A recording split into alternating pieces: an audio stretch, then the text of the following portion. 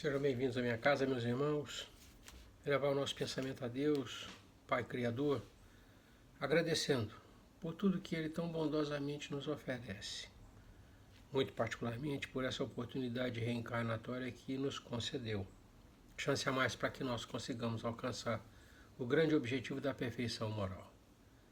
Agradecer ao Mestre Jesus e aos bons amigos da espiritualidade, a companhia, a orientação, o aconselhamento, rogando se mantenham conosco, nos auxiliando para que das leituras de hoje nós consigamos extrair novas boas resoluções, maior e mais profundo entendimento.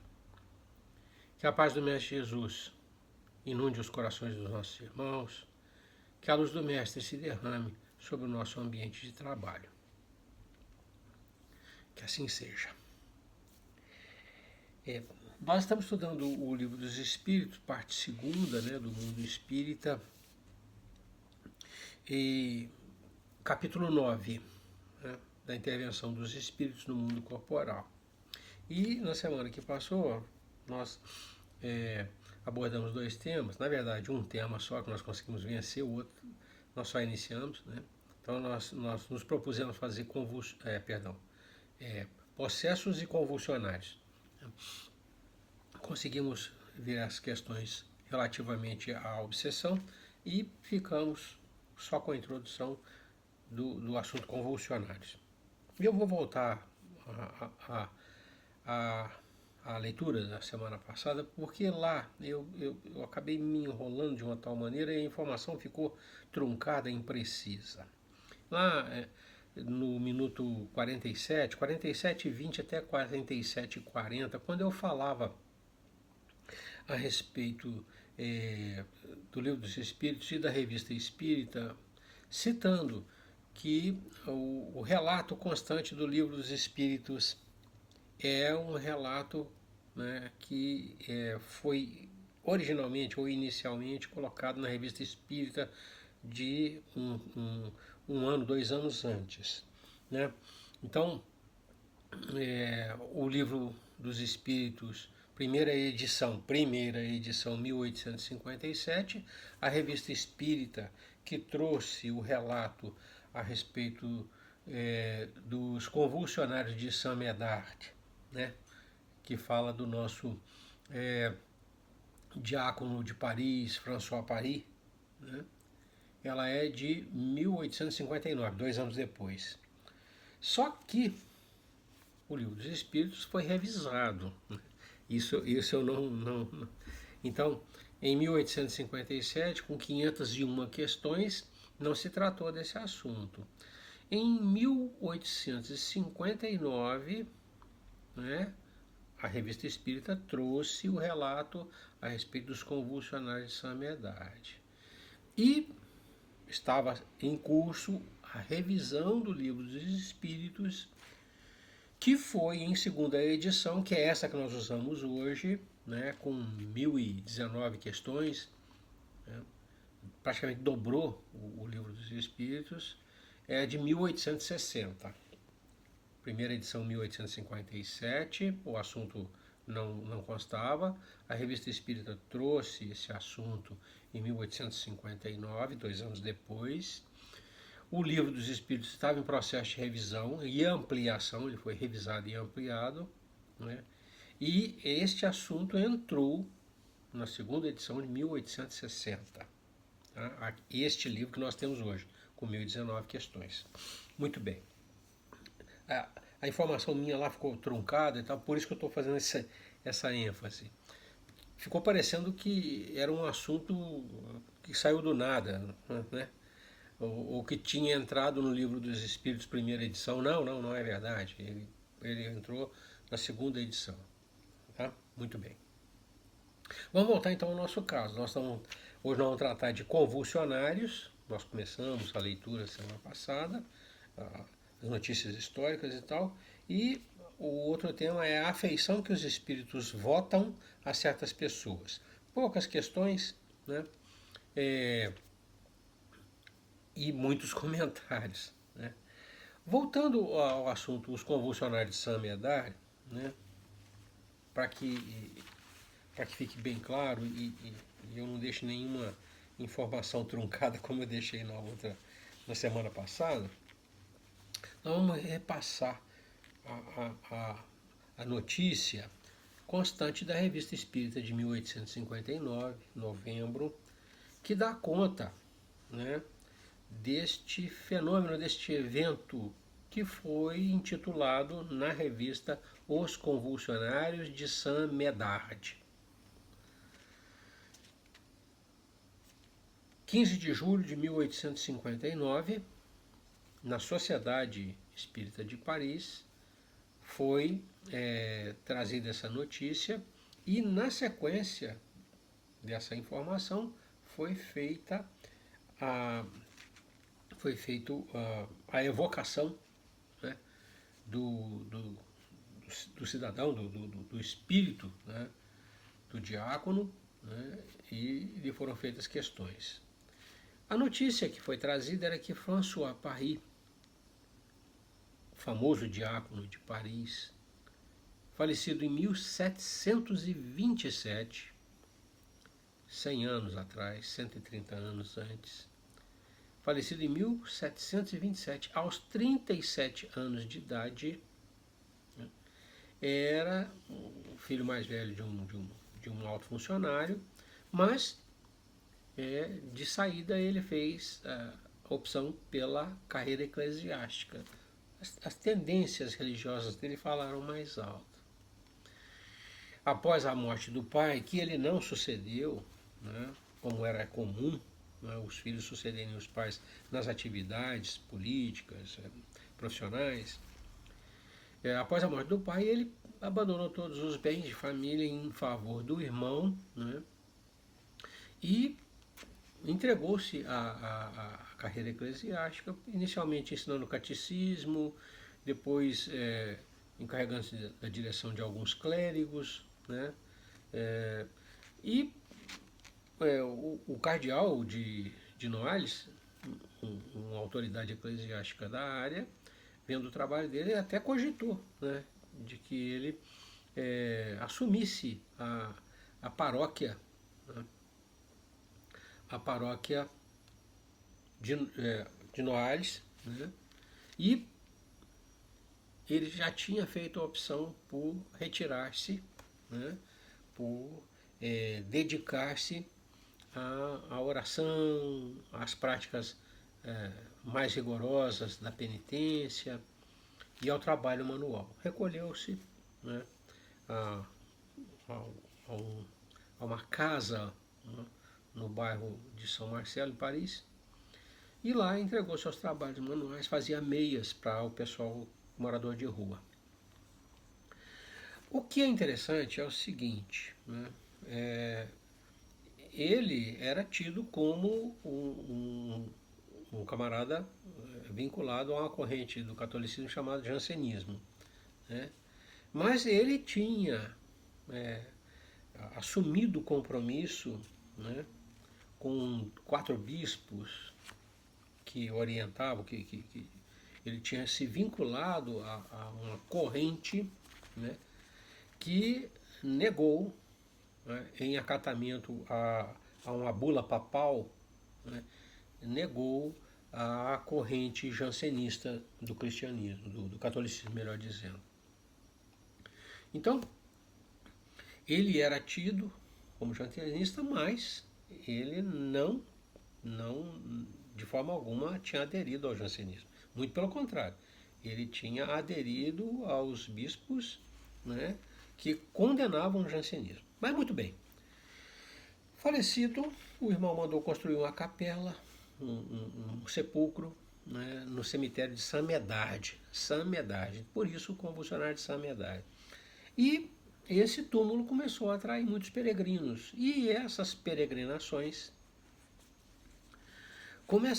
nessas peregrinações começaram a ocorrer milagres, abre, fecha aspas, espíritas não falam em milagres, né, mas milagres, curas fenomenais e tal.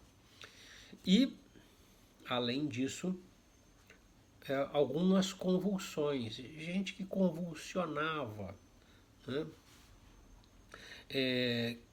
E essas convulsões, né, foram assumindo um caráter perigoso, degenerado, né? Muito bem. A autoridade local, né, vendo esses eventos, suspendeu as peregrinações ao cemitério, fechou o cemitério, né, 5 anos depois do falecimento do François. Né? Então, em 1732, fechou-se o cemitério às peregrinações e aqueles peregrinos que iam lá, o pessoal mais entusiasta e tal, começou a direcionar os trabalhos, né, para as residências particulares. As convulsões, então, começaram a acontecer em outros locais, em residências particulares. O que acontecia lá, conforme a gente lê aqui, eram fenômenos mediúnicos, né? Então, essas convulsões não eram pessoas acometidas de problemas neurológicos, né? Eram pessoas desenvolvendo fenômenos mediúnicos. Então, a gente tinha lá a insensibilidade do corpo, né? A gente tinha a xenoglossia, que era falar a língua esquecida ou estranha, ignorada, né? A gente tinha desdobramento de inteligência muito além do alcance da pessoa, a pessoa começava a tratar de assuntos completamente fora do seu alcance intelectual, né? A faculdade de ler o pensamento, ou a telepatia, né? E a mediunidade na sua essência, as pessoas sendo colocadas em contato com os convulsionários retratavam em si as dores que as pessoas traziam, as doenças que as pessoas traziam, sentiam as dores e tal coisa. Muito bem. Isso eram os convulsionários de Samedade, né?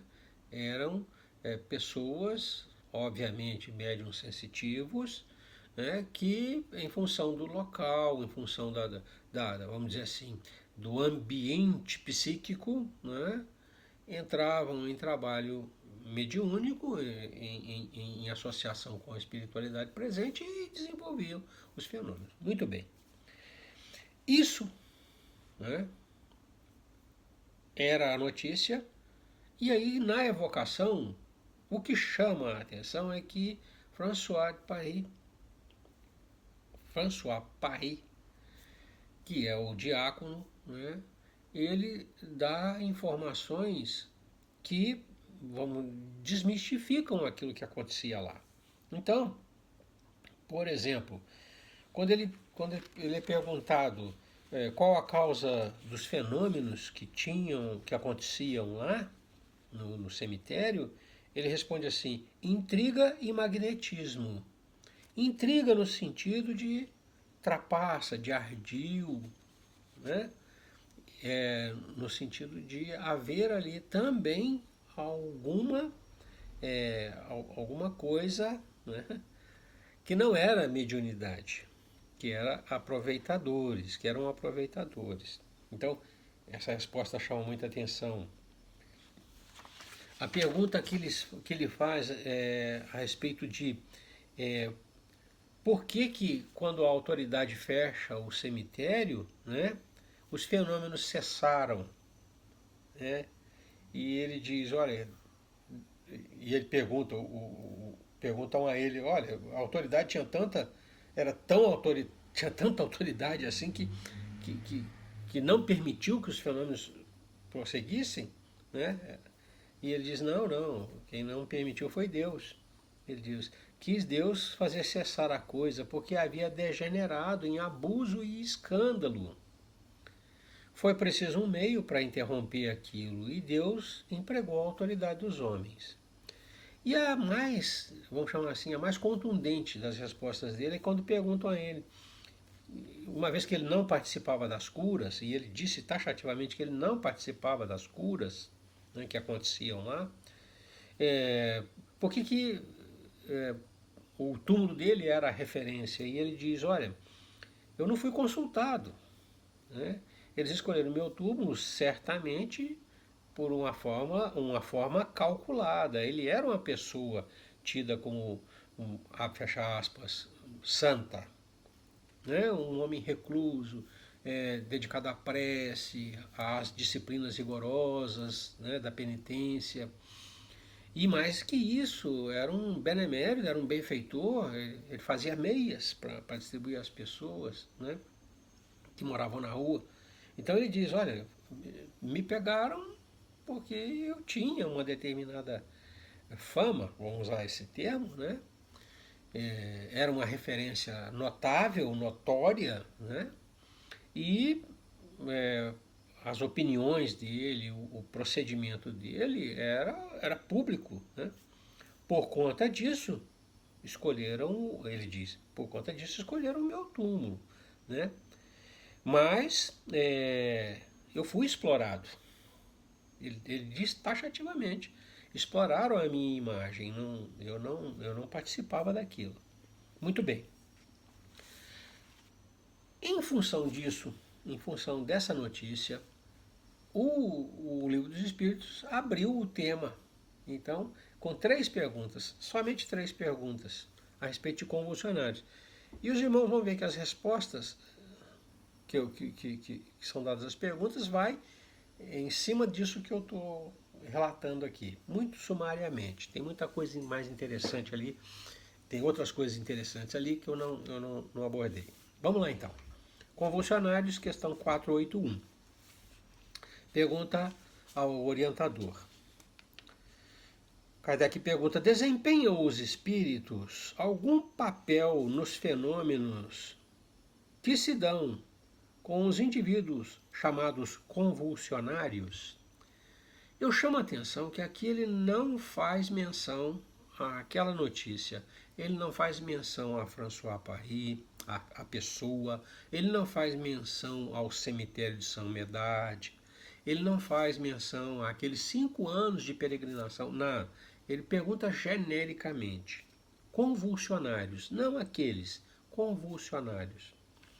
Aí o orientador responde assim, sim, os espíritos têm papel nos fenômenos. Sim, e muito importante, bem como o magnetismo, que é a causa originária de tais fenômenos. O charlatanismo, porém, e eu lembro a resposta que o François deu, né? Intriga e magnetismo. O charlatanismo, porém, os tem a miúde, explorado e exagerado, de sorte a lançá-los ao ridículo. E aí o Kardec desdobra a pergunta. De que natureza são, em geral, os espíritos que concorrem para a produção dessa espécie de fenômenos? E aí o orientador responde, pouco elevada. Supodes que os espíritos superiores se deleitem com tais coisas? Questão 482. Como é que sucede entender-se subitamente a toda uma população, estender-se subitamente a toda uma população o estado anormal dos convulsionários e dos que sofrem crises nervosas? O orientador responde assim, efeito de simpatia. As disposições morais se comunicam muito facilmente em certos casos. Não és tão alheio aos efeitos magnéticos que não compreendas isto e a parte que alguns espíritos naturalmente tomam no fato, por simpatia com os que os provocam.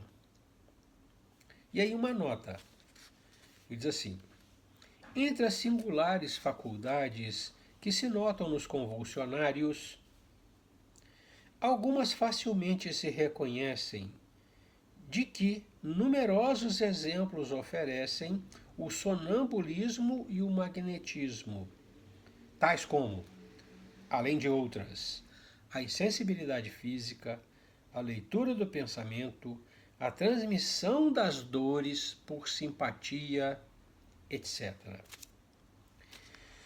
Não há, pois, duvidar que aqueles em quem tais crises se manifestam estejam numa espécie de sonambulismo desperto, provocado pela influência que exercem uns sobre os outros.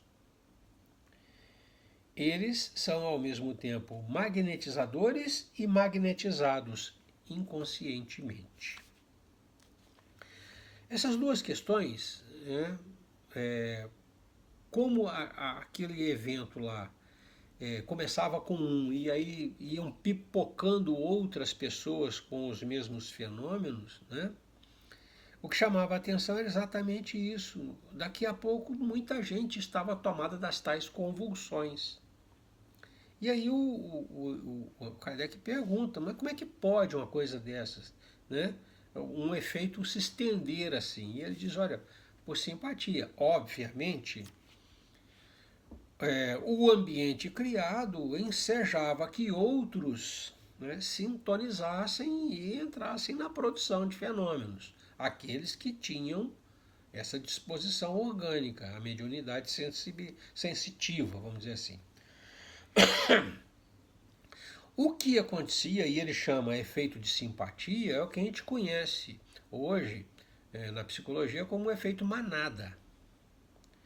Quando a coletividade, né, praticamente induz os integrantes da coletividade a agirem de uma determinada maneira. É o caso, por exemplo, vamos chamar assim, nas manifestações, grandes aglomerações, que vamos chamar, o clima vai inflamando de uma tal maneira que as pessoas, os indivíduos, podem até tomar atitudes que não tomariam se estivessem isolados. Chama-se a isso efeito manada. Uma vez em coletividade, eles agem no coletivo. Muito embora no individual pensem de maneira diferente. Então é mais ou menos essa a ideia que o orientador dá. Olha, haviam outros sensitivos e o ambiente era propício a que se produzisse aquele efeito. E aí vários convulsionavam, né? Então essa é a explicação. E a última questão desse tema. Qual a causa da insensibilidade física que se observava em alguns convulsionários, assim como em outros indivíduos submetidos às mais atrozes torturas? A degeneração foi tão grande que chegou-se a crucificar pessoas, né, que efetivamente desejavam ser crucificadas como se fosse um remédio. E essas pessoas submetidas à crucificação, né, passavam por esse sofrimento físico, né, com uma insensibilidade grande, porque a pessoa sendo pregada na cruz, como foi Jesus Cristo, obviamente, né, gera dor, né?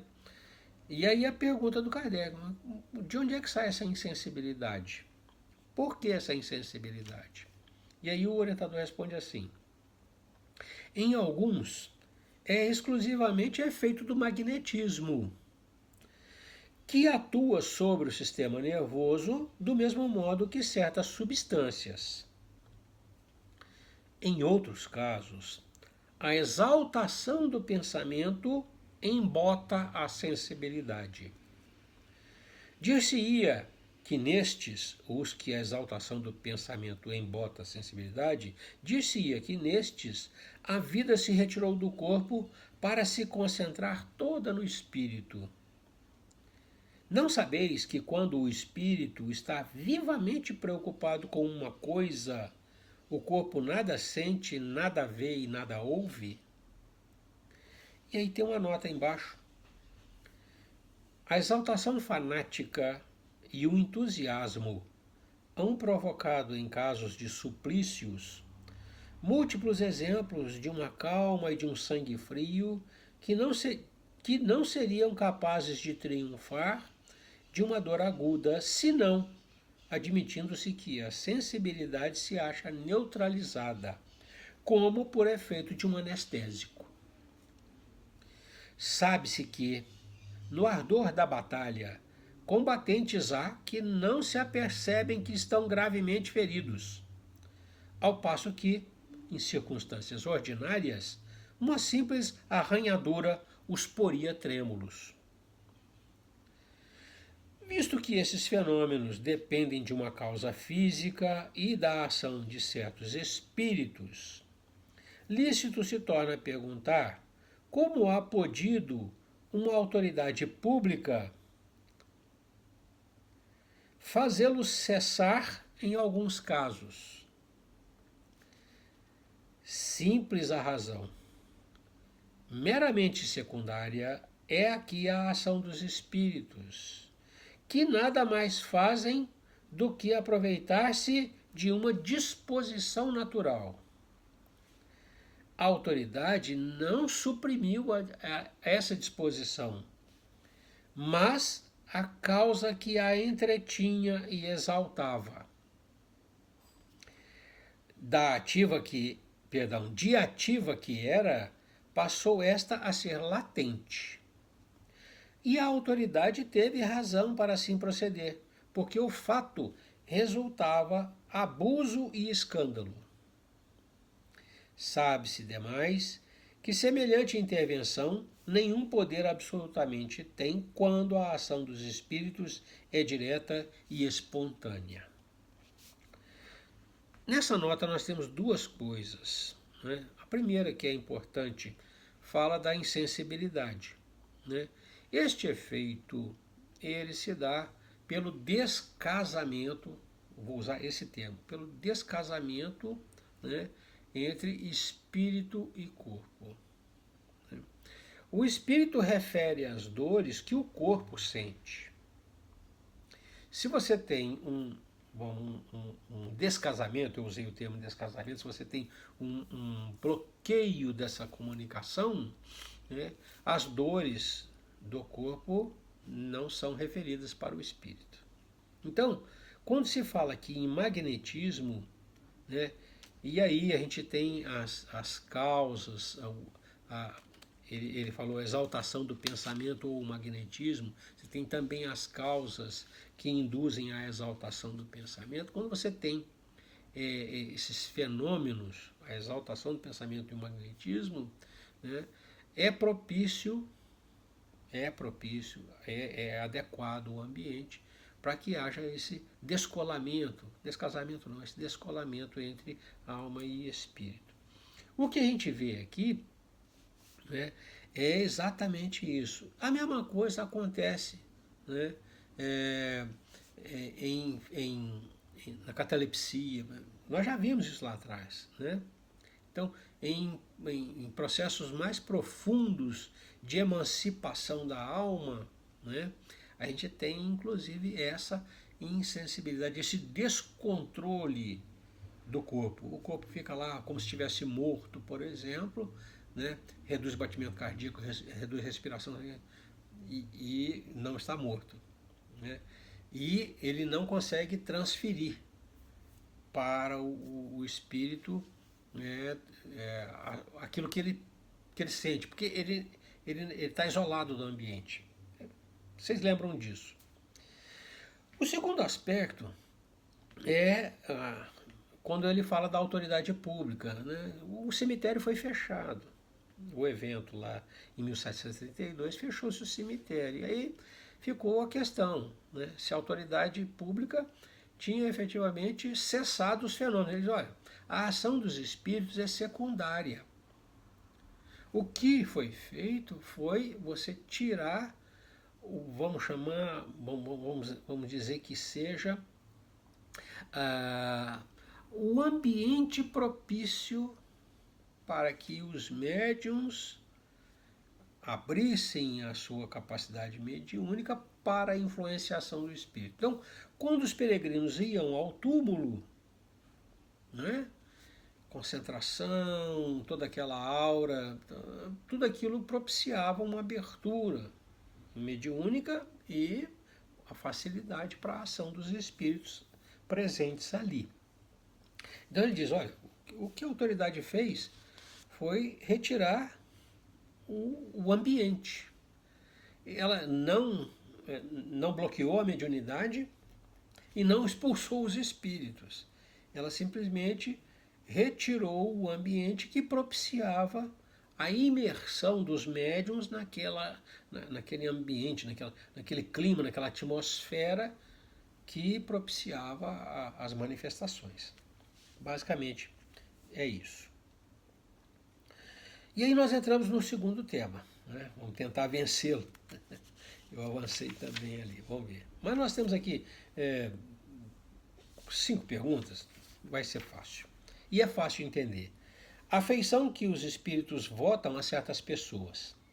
E aí o Kardec começa perguntando assim: os espíritos se afeiçoam de preferência a certas pessoas?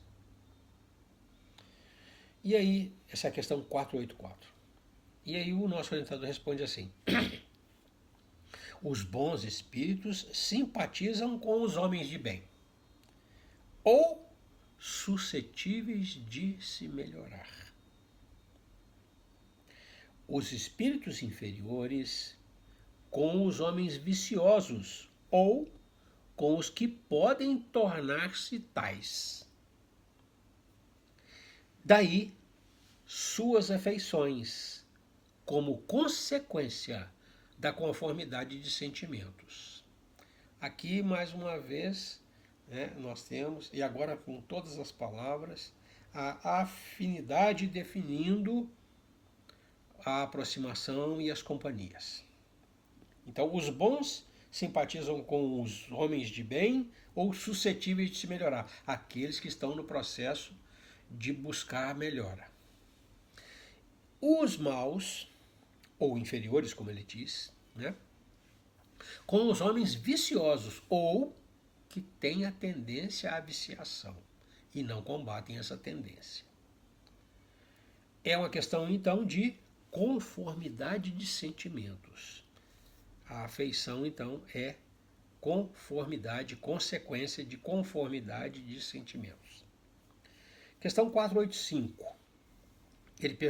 Kardec pergunta ao orientador: é exclusivamente moral a afeição que os espíritos votam a certas pessoas? E aqui o orientador responde: a verdadeira afeição nada tem de carnal. Mas, quando um espírito se apega a uma pessoa, nem sempre o faz só por afeição. A estima que essa pessoa lhe inspira pode agregar-se à estima que essa pessoa lhe inspira, pode agregar-se uma reminiscência das paixões humanas. É o caso das pessoas, né, que marido e mulher, namorados, que ainda ficam com, vamos chamar, um resíduo da ligação carnal. Mas o que é importante é o que o Espírito diz. Olha, a afeição, ele diz, a afeição, nós podemos dizer o amor, né, o sentimento, né, ele não tem nada a ver com a carne, ele é próprio do Espírito, né? Não tem nada a ver com o físico.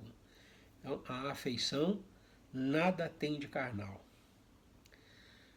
Pode ser que as reminiscências, as lembranças de uma vivência longa em conjunto com a experiência física, né, ainda deixa alguns resíduos que ensejem, que propiciem, né, essa contaminação.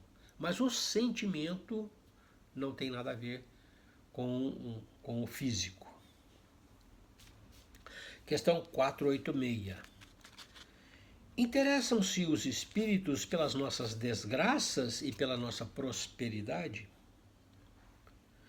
Afligem-se os que nos querem bem com os males que padecemos durante a vida? De outra forma, eles se importam com aquilo que nos acontece? Os que nos amam ficam aflitos quando a gente passa os perrengues da vida? A questão do Kardec é bem essa. E aí, o Espírito Orientador responde assim, e aqui ele se limita aos bons, a gente pode, por indução, saber dos inferiores. Por indução não, por dedução saber dos inferiores. Os bons espíritos fazem todo o bem que lhes é possível e se sentem ditosos, alegres, com as vossas alegrias. Afligem-se com os vossos males, quando os não suportais com resignação, porque nenhum benefício então tirais deles, assemelhando-vos, em tais casos, ao doente que rejeita a beberagem amarga que o há de curar. Então, os bons espíritos se importam conosco, né? Ele diz, fazem todo o bem que é possível, alegram-se com as suas vitórias, entristecem-se com as suas derrotas, afligem-se com os vossos males, quando os não suportais com resignação. Quando a gente não se entrega de boa mente à solução dos conflitos, das dificuldades que a existência nos impõe. Porque eles sabem que essa irresignação nossa tira a possibilidade, restringe a nossa possibilidade de tirar algum proveito da experiência dolorosa, da vivência dolorosa, né? Então, por isso eles se afligem, não porque nós estamos passando o perrengue, como eu disse, né? Não porque nós estamos passando uma situação difícil, porque a situação difícil é para o nosso crescimento, mas a nossa reação, a nossa irresignação, né? A nossa falta de aceitação é para eles um motivo de preocupação, é para eles um motivo de tristeza, porque sabem que nós não estamos aproveitando a oportunidade. E aí, a questão 487. Dentre os nossos males, de que natureza são os de que mais se afligem os espíritos por nossa causa? Serão os males físicos ou os morais? Daquilo que nos aflige, o que mais os impressiona negativamente? A dor da carne, né, ou a dor moral? E aí o orientador responde assim, o vosso egoísmo e a dureza dos vossos corações. O moral, né? Então, a pergunta é, dentro dos nossos males, de que natureza são os males que mais afligem os nossos amigos? Os morais, ele diz, o vosso egoísmo e a dureza dos vossos corações. E aí completa, daí decorre tudo o mais. Riem-se de todos esses males imaginários que nascem do orgulho e da ambição. Rejubilam com os que redundam na abreviação do tempo das vossas provas. Uma nota. Sabendo ser transitória a vida corporal e que as as tribulações que lhes são inerentes constituem meios de alcançarmos melhor estado, os espíritos mais se afligem pelos nossos males devido a causas de ordem moral, do que pelos nossos sofrimentos físicos, todos passageiros. Poucos se incomodam com as desgraças que apenas atingem nossas ideias mundanas, tal qual fazemos com as mágoas pueris das crianças. Não prestam atenção como nós também não prestamos atenção nas infantilidades dos nossos meninos, né? Vendo nas amarguras da vida um meio de nos adiantarmos, os espíritos as consideram como a crise ocasional de que resultará a salvação do doente. Compadecem-se dos nossos sofrimentos como nos compadecemos dos de um amigo. Porém, enxergando as coisas de um ponto de vista mais justo, os apreciam de um modo diverso do nosso. Então, ao passo que os bons nos levantam um ânimo no interesse do nosso futuro, os outros nos impelem ao desespero, objetivando comprometer-nos.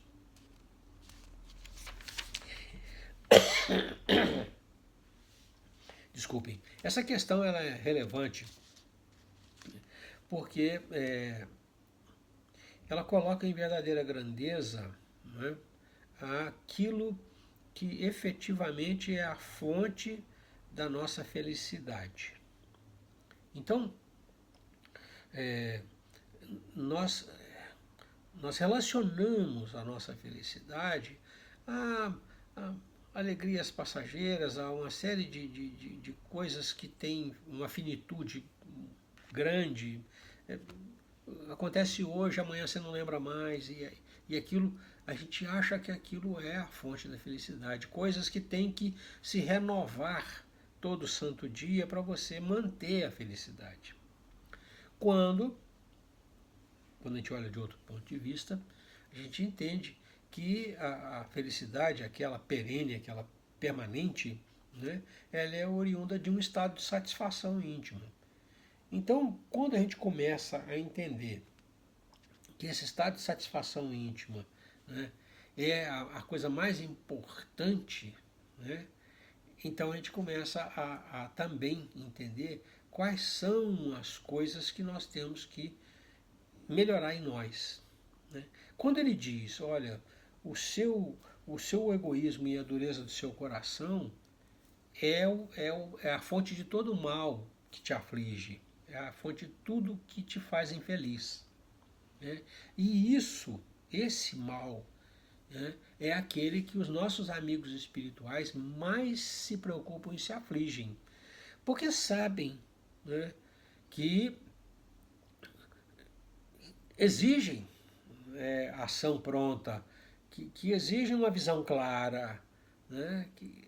Então, não é uma coisa simples que está marcada para durar o dia de hoje ou o dia de amanhã. Ele dura uma eternidade se você não mudar, se você não deixar de ser egoísta, se você não melhorar o seu sentimento em relação aos outros, e os males são advindos disso, você será uma criatura infeliz por muito e muito tempo, até que você resolva corrigir isso. Então, a importância dessa questão está exatamente aí. Ela dá a dimensão do trabalho que nós temos para realizar na nossa própria melhoria. Né? Trabalhar por nós mesmos. Não estamos trabalhando por ninguém, não. Estamos trabalhando por nós mesmos. Ele diz, os bons amigos ficam aflitíssimos quando veem, né, que a gente está sob domínio, né, desses dois vícios terríveis. E aqui no finalzinho, ele coloca assim, eles veem as coisas de um ponto de vista diferente. Os conflitos que nós maldizemos, né, são fonte de crescimento. Você tem que buscar soluções, você tem que fazer concessões, você tem que modificar as coisas. Então, esses são os conflitos, são aquelas crises salutares, né, que curam as nossas chagas. E ele diz, os bons amigos, né, estão sempre do nosso lado, prontos a nos animar, a nos levantar o ânimo, né, no interesse de que nós continuemos caminhando em direção a um futuro melhor. Os nossos amigos inferiores nos impelem ao desespero. Então, frente ao conflito, né, a não encontrar a solução ou não se propor a fazer concessão, né? Os inferiores nos insuflam esse tipo de pensamento e sentimento. nós temos que escolher o lado. Né? Nós temos que escolher o lado, nós não somos impostos, né? Nós temos que escolher o lado. Então, cada um de nós sabe, minha mãe diria, onde o sapato aperta. Né? E aí a gente faz as modificações de rota conforme a dor do calo. Né? Muito bem. E a última questão. Os parentes e amigos, e é muito consolador isso aqui, os parentes e amigos que nos precederam na outra vida, maior simpatia nos votam do que os espíritos que nos são estranhos? Os entes queridos, minha mãe, meu pai, que já se foram, gostam mais de mim do que os que são estranhos a mim? E ele diz assim, sem dúvida, e quase sempre vos protegem como espíritos, de acordo com o poder que dispõem. Então, aqueles que, como eu, são órfãos, né, podem ter a certeza absoluta de que pai e mãe, se ainda estão na erraticidade, né, são nossos espíritos amigos e continuam devotando a nós todo carinho, toda afeição, toda possibilidade que eles têm reverte em nosso favor para nos auxiliar na caminhada. E o desdobramento, a última questãozinha, e ele diz assim, e aí a nossa parte, né? Eles guardam o carinho, né? E nós? São sensíveis à afeição que lhes conservamos? Eles sentem o nosso carinho, sentem o nosso amor, sentem a nossa lembrança?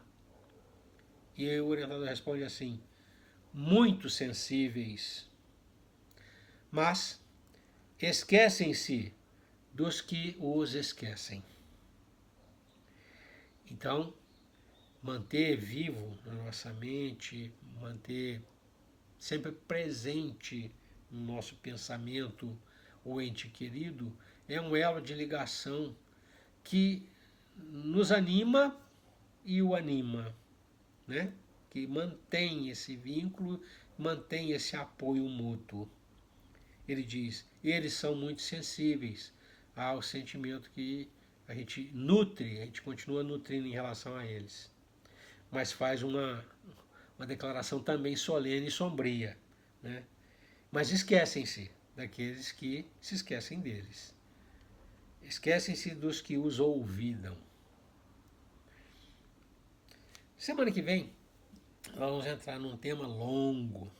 Anjos da guarda, espíritos protetores, familiares ou simpáticos, que também é um assunto corrente, assim, de muito interesse entre os irmãos. A gente sempre está sendo questionado a respeito.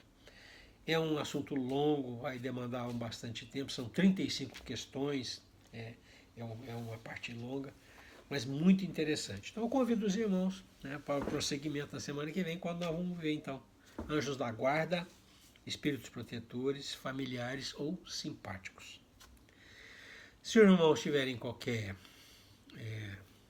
colocação, né, um acréscimo, uma crítica, um comentário, uma pergunta, por favor, podem colocar no espaço destinado aí aos comentários, né, no Instagram. Tá? E nós responderemos. Eu estou sempre acompanhando para ver se alguém fez alguma colocação e me apresso em responder para manter vivo a relação, o intercâmbio. Né? Nós vamos encerrando o nosso estudo de hoje, renovando a Deus o agradecimento pela oportunidade de parar um bocadinho, né, e estudar, pensar algo novo, algo mais elevado, abrir o nosso horizonte, a nossa percepção. Nós agradecemos pela oportunidade e agradecemos ao Mestre e aos bons amigos a companhia, a orientação e a iluminação, rogando que o Mestre Jesus nos mantenha assim, debaixo da sua iluminação, para que a gente tenha clareza em identificar os caminhos seguros que nos levam aos grandes objetivos que nós ainda não alcançamos. E que o Mestre nos infunda muita força moral, para que a gente tenha, enfim, a coragem de agir conforme a lei de Deus.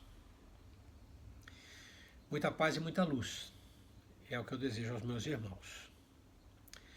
Deus os abençoe. Até a próxima.